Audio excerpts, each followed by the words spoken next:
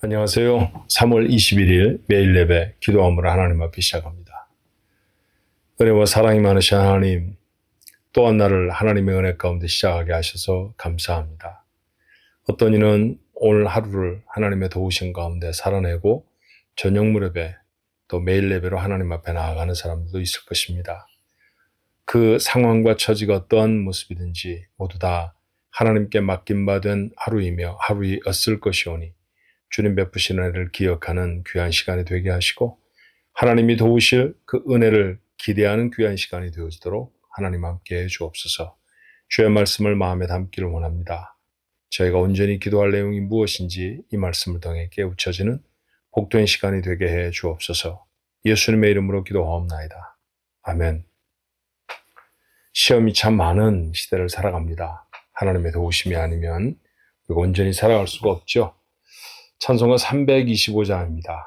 예수가 함께 계시니 시험이 오나 겁없네. 기쁨의 근원 되시는 예수를 위해 삽시다. 오늘도 주님의 도우심을 구하는 그런 마음으로 우리 325장 예수가 함께 계시니 함께 찬송합니다.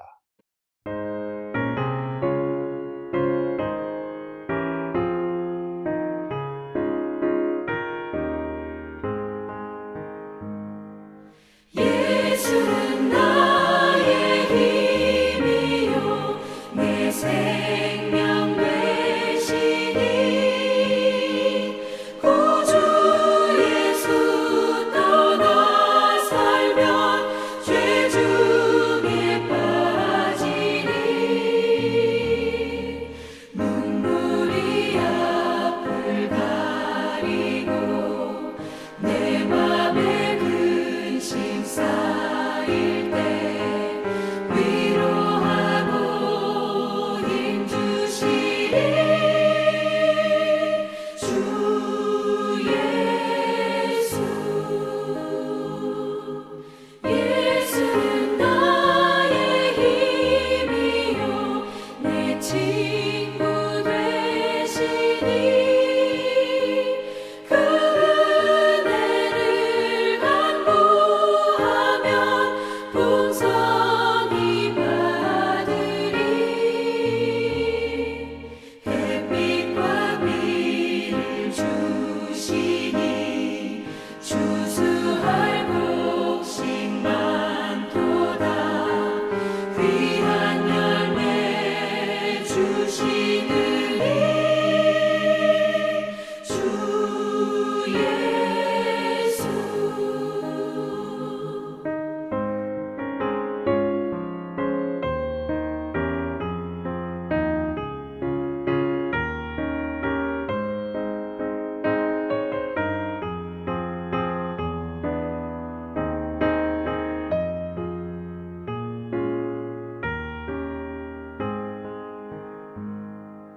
예수는 나의 힘이요 내 기쁨 되시니 그 명령을 준행하여 늘 충성하겠네. 주야로 보호하시며 바른 길 가게 하시니 의지하고 따라가리 주 예수. 예수는 나의 힘이요 내 소망 되시니 이 세상을 떠나갈 때 곧 영생 얻으리. 한없는 복을 주시고 영원한 기쁨 주시니 나의 생명 나의 기쁨 주 예수.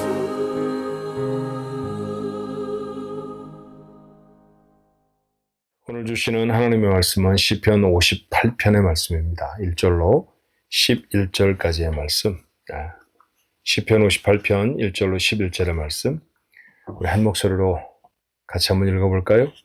소리를 맞추어 노래를 부르는 것만큼 귀하고 아름다운 소리가 함께 목소리를 맞추어 이 성경을 읽는 것이라고 저는 생각해요. 비록 우리가 온라인으로 떨어져서 다른 분들의 소리를 들을 수는 없지만 영적으로는 하나 되어지는 귀한 시간이 될 줄로 압니다. 한 목소리로 같이 읽습니다. 통치자들아, 너희가 정의를 말해야 하거늘 어찌 잠잠하냐? 인자들아, 너희가 올바르게 판결해야 하거늘 어찌 잠잠하냐? 아직도 너희가 중심의 악을 행하며 땅에서 너희 손으로 폭력을 달아주는도다. 악인은 모태에서부터 멀어졌으며 나면서부터 곁길로 나아가 거짓을 말하는도다. 그들의 독은 뱀의 독 같으며 그들은 귀를 막은 귀머거리 독사 같으니 술사에 홀리는 소리도 듣지 않고 능숙한 술객의 요술도 따르지 아니하는 독사로다. 하나님이여 그들의 입에서 이를 꺾으소서. 여호와여 젊은 사자의 어금니를 꺾어내시며 그들이 급히 흐르는 물같이 사라지게 하시며 겨누는 화살이 꺾임 같게 하시며 소멸하여 가는 달팽이 같게 하시며 만삭되지 못하여 출생한 아이가 햇빛을 보지 못함 같게 하소서. 가시나무 불이 가마를 뜨겁게 하기 전에 생나무든지 불붙는 나무든지 강한 바람으로 휩쓸려 가게 하소서.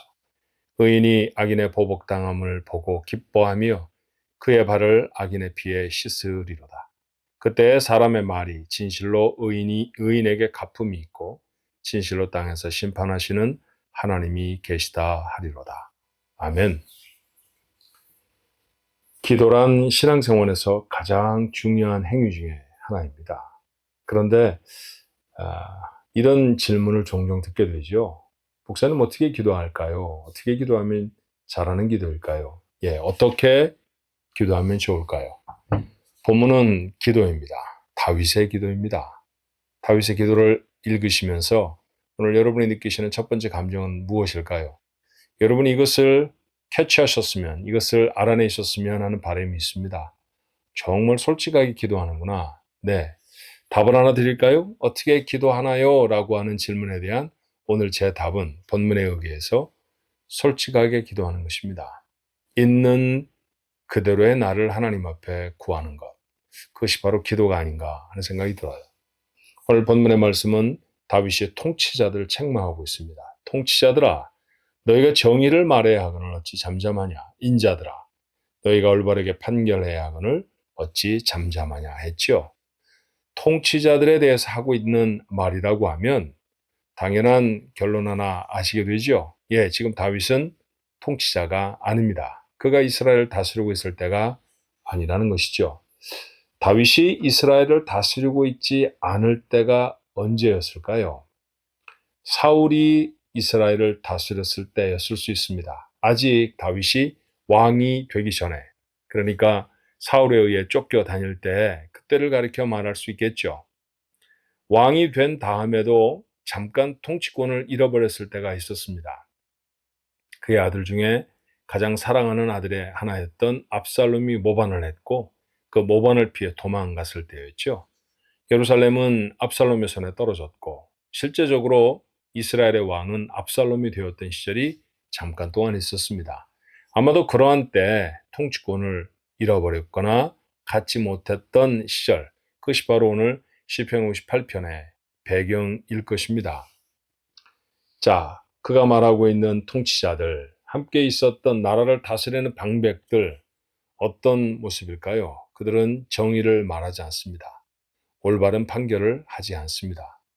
죄인을 죄인이라고 정해주지 않고 의인을 죄인이라고 한다든지 아니면 죄인을 의인이라고 선언하는 것, 그것은 잘못된 정치이고요.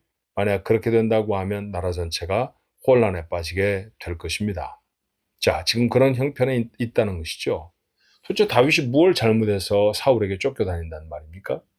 그가 그렇게 생명을 위협받을 만큼 나라나 사울에 잘못한 일이 없었습니다. 근데 그 일들을 사울은 명령을 했고 그 명령에 따르는 사람들은 잘못된 판단을 하는 것이죠.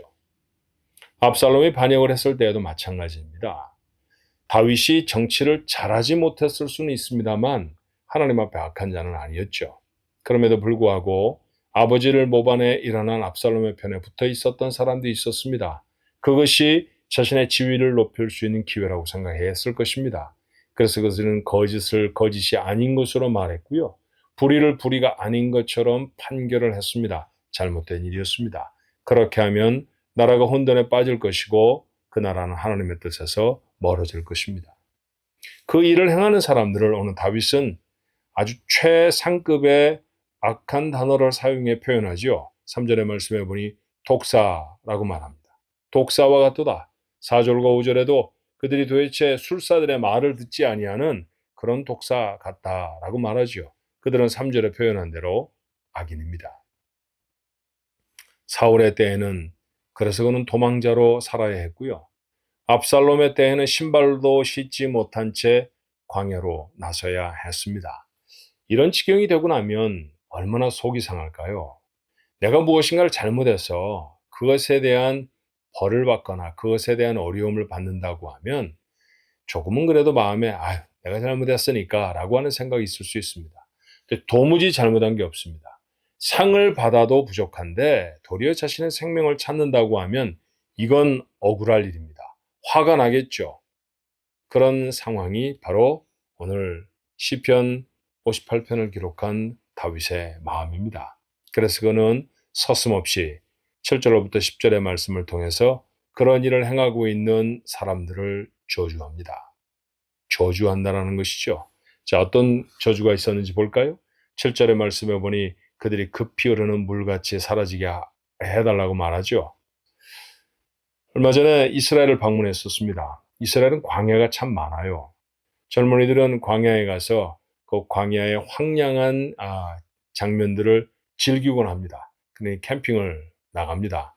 그런데 그 캠핑에 나갔던 사람들이 종종 사고를 당해서 생명을 잃어버리게 되는데 무엇 때문에 생명을 잃어버리는지 아십니까? 저한테 물어요. 그래서 글쎄요, 혹시 길을 잃거나 아니면 목이 말라서 그런 건 아닐까요? 대답을 했더니 아니라는 대답이 돌아왔습니다.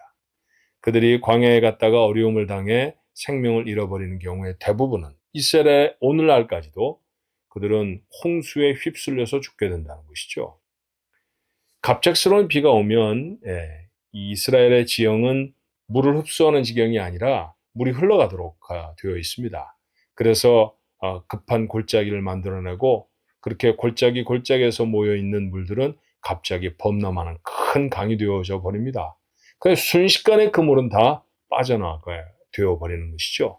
그렇게 급히 흘러서 흐를 때는 그 위세가 대단한 것 같아도 흘러버리고 나면 다시 마른 땅이 되어져 버린 것처럼 그렇게 악인들이 사라지게 하옵소서. 오늘 다윗은 그리 말하고 있습니다. 8절의 말씀에 보니 길에 말라붙어버린 달팽이가 되게 하옵소서. 집을 잃어버린 달팽이가 뜨거운 볕 아래 그 몸이 배에 꼬인 채 말라가는 모습을 우리도 산책을 하면서 종종 보게 되지 않아요? 그런 모습이 되게 해달라는 얘기입니다. 그리고 그 하반절에 8절 하반절의 말씀에 보니 세상에 태어나지도 못할 어머니의 뱃속에서 생명을 잃어버리는 유산된 아이처럼 되게 해달라고 말합니다. 불도 붙지 못한 채 연기만 내다가 마침내 불어오는 바람에 꺼져버리는 장작 같게 해달라는 이야기도 합니다. 10절의 말씀에 보니까 그들은 보복을 당하고 피 가운데 있기를, 피 흘리기를 소망하는 기도도 드립니다. 저주입니다. 이쯤 되면 저주이죠. 근데 여러분, 이 두 가지 단어가 얼마나 서로 맞지 않는 얘기입니까? 기도하고 있는데 기도에 누군가를 저주하는 저주의 내용을 담을 수 있다고요? 답은 뭘까요? 담을 수 있습니다. 저주를 하는 것이 좋은 기도라라는 뜻은 아닙니다. 저는 가능하면 이렇게 기도하지 않았으면 좋겠습니다. 기도라고 하는 거룩한 이 생활에 누군가를 저주하는 내용을 그 기도 중에 담는다는 것은 탐탁스러운 일은 아닙니다. 그런데 오늘 놓치지 말아야 할 한 가지 사실이 있어요. 다윗은 그렇게 기도했고요. 그리고 성경 시편 58편에 그 저주의 기도를 담습니다.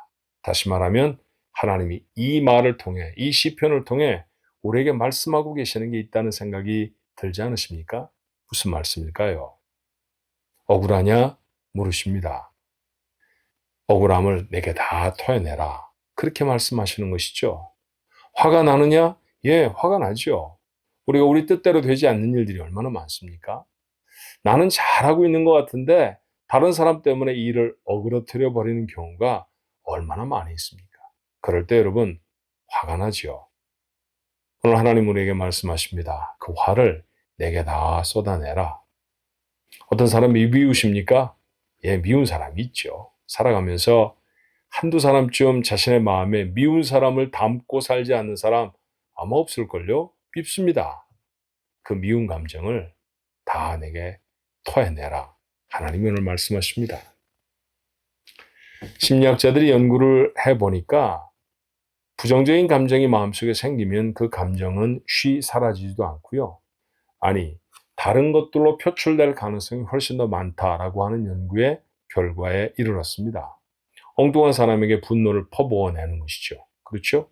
엄마한테 혼난 아이가 그 화가 나서 자기 방으로 올라가다가 늘 평소에 예뻐하던 강아지가 있는데 그 강아지를 발로 냅다 차는 것과 똑같은 것이죠. 엉뚱한 데서 문제를 만들고 화가 났는데 그 화를 풀어내는 것은 또 다른 것이 되어지는 경우.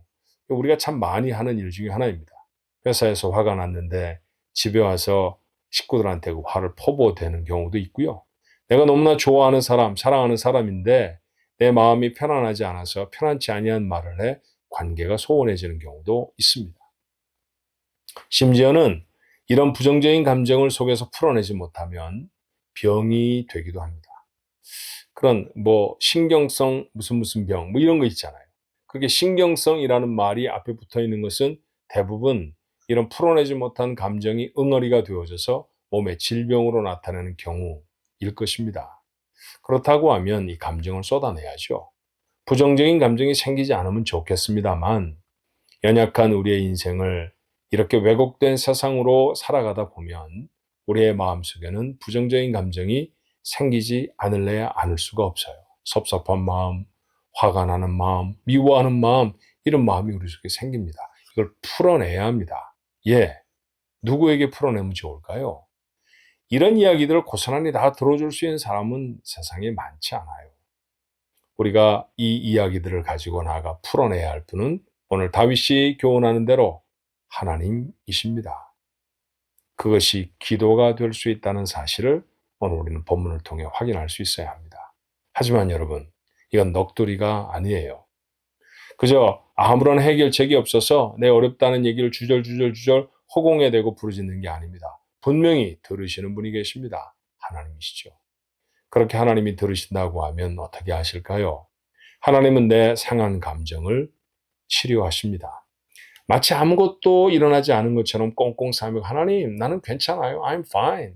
그렇게 기도하는 것, 그건 하나님이 원하시지 않는 모습이라는 것이죠. 되려 권장할 만한 기도의 내용은 아닐지라도 부정적인 감정까지라도 다 담아서 하나님, 제가 이래서 속상해요. 저 사람이 미워요. 정말 제 마음에 원하는 것도 이런 거예요. 라고 하나님 앞에 한번 그렇게 토해내 보라는 것입니다. 그렇게 감정이 토해내지면 그가 건강해질 뿐만 아니라 그 감정을 해소하게 되니 그의 마음이 훨씬 더 가벼워지죠. 뿐만 아니라 하나님은 그 상한 감정을 치유하십니다. 하나님은 들으시고 가만히 계시는 분이 아니세요. 당신의 자녀가 아프다고 하면 그 아픔을 반드시 치료하시는 분이십니다. 여러분, 아이가 책을 보다가 종이에 이 책장을 넘기다가 페이퍼 컷이라는 거 있잖아요. 그래서 손가락을 슬쩍 스치면 베이고 폐가 날 수 있습니다. 대단한 일 아닙니다. 그냥 놔둬도 사실 종이에 벤 상처 정도면 조금 있으면 다 아문다는 거 알아요. 그런데도 피를 본 아이는 놀라서 엄마하고 엄마한테 달려오죠. 그럼 엄마가 뭐라고 합니까? 엄마, 이 보던 텔레비전 다 보고 너 밴디지 붙여줄게. 그렇게 말하는 엄마 없습니다. 엄마가 이거 하던 일 다 하고 이 음식 만드는 거 다 만들고 그 다음에 너 봐줄게. 조금만 기다려. 그러지 않습니다. 아이의 손가락에 작은 핏자국 하나가 맺혀 있는 것을 보면 엄마는 하던 모든 일들을 즉시 멈춥니다. 그리고 그것부터 해결합니다. 그래서 우리는 하나님을 아버지라고 부릅니다. 아버지 되신 하나님도 같은 마음이시지요.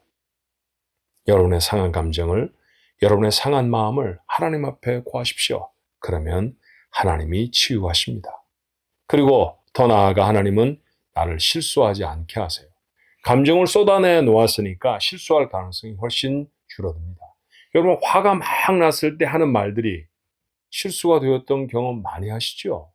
누군가가 정말 미웠을 때 그렇게 던져버렸던 말이 너무 가시돋친 말이 되어져서 그만큼은 아니었는데 그 사람과의 관계가 갑자기 섭섭해져 버리고 냉랭해져 버린 경험도 하곤 하시지 않습니까? 그러니 그렇게 하면 안 됩니다. 분노했을 때, 화가 났을 때, 섭섭했을 때 그런 말들을 누군가에게 던져서는 안 되고요.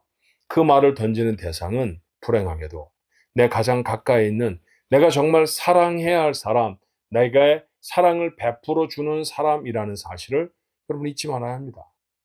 회사에서 나를 억울하게 한 사람은 내 상사인데 돌아와 나를 사랑하는 아내에게 분노를 다 퍼부어버린다고 하면 그게 얼마나 손해가 되는 인생이겠어요?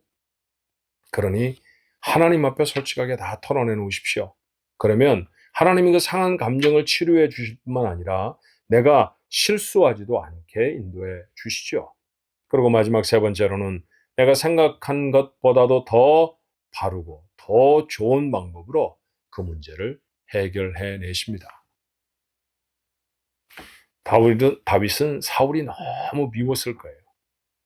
죽일 수 있는 몇 번의 기회를 갖지 않았던가요? 그가 마음에 담고 그 미움을 하나님 앞에 토로하는 것으로 보면 100번을 죽여도 부족했을 것입니다. 그런데 그러나 그렇게 하지 않습니다. 하나님 앞에 다 토해냈기 때문에 그는 건강한 감정을 가졌음이 분명하고요. 그래서 그는 실수하지 않습니다. 그런데 여러분, 어떻게 됐나요? 그래서 영원히 끝까지 그가 억울하고 속상한 인생으로 살게 됐습니까? 그렇지 않죠. 하나님은 다윗이 생각하지도 못했던 방법으로 다윗의 머리를 드시게 하셨고 그 원수들 앞에 그가 하나님이 어떻게 자비를 베푸시고 긍휼을 베푸시는지 보여주시는 증거로 삼으셨습니다. 그게 승리하는 인생입니다. 그게 우리의 인생이 되어져야 할 것입니다. 때때로 억울하고 속상한 마음이 들면 상한 마음 가지고 꿍꿍 혼자서 아파하지 마시고 하나님 앞에 나와 아뢰십시오. 하나님 앞에 다 토해내십니다. 누군가가 미우면 네, 밉다고 하십시오. 하나님이 들으시는 거니까 말이에요. 너무 억울하면 예, 억울하다고 하셔도 좋습니다. 어떤 때는 내가 잘 몰라서 내 잘못인지도 모르고 억울하다고 할 수 있습니다. 그래도 괜찮습니다. 여러분에게 담겨지는 감정대로 하나님 앞에 기도하십시오. 그러면 기도 중에 하나님은 여러분의 마음을 만지십니다. 혹 내가 잘못한 것이 있다고 하면 깨닫게도 해 주시고요. 내 마음이 상처가 나서 눈물이 나고 피가 나는 것이 있다고 하면 하나님은 싸매어도 주시죠. 그리고 무엇보다도 그 고통스럽고 어려운 환경들을 하나님이 고치시고 하나님이 해결하셔서 더 좋은 환경과 더 온전한 일로 만들어내십니다. 하나님은 지금도 그렇게 우리를 위해 일하시는 살아계신 하나님이십니다. 기도하시겠습니다. 저희를 사랑하시는 하나님 감사합니다. 때때로 저희가 살아가는 세상이 죄악이 많고 저희들 자신들도 믿음으로 온전한 사람들이 아니라 실수하기도 하고 누군가의 실수에 피해를 입기도 합니다. 그래서 억울한 마음도 속상한 마음도 힘겨운 마음을 가질 때도 있죠. 미워하는 사람들의 숫자가 점점 우리 마음에 많아질 수도 있습니다. 이때 마치 아무 일도 일어나지 않은 것처럼 입을 꼭 다물고 소가리만 하지 않도록 도와주옵소서. 하나님 앞에 나아가게 하옵소서. 기도할 수 있는 용기를 주셔서 우리의 입술을 열고 우리의 상한 감정을 하나님 앞에 다 내어놓게 하옵소서.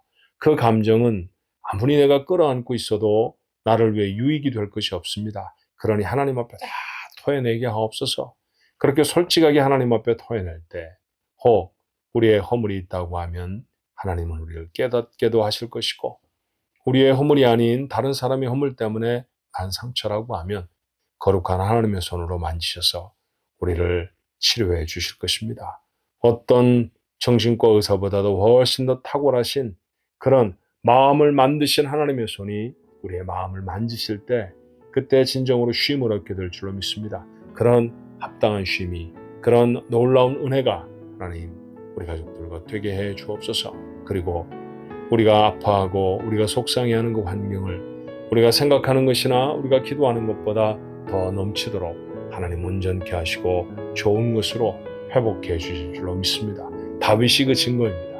오늘 다윗의 기도를 나누고 싸우니 다윗처럼 솔직하게 하나님 앞에 나가 기도하게 하시고 다윗처럼 그 인생의 결말을 하나님의 복으로 감당할 수 있게 축복해 주시옵소서. 예수님의 이름으로 간절히 기도하옵나이다. 아멘.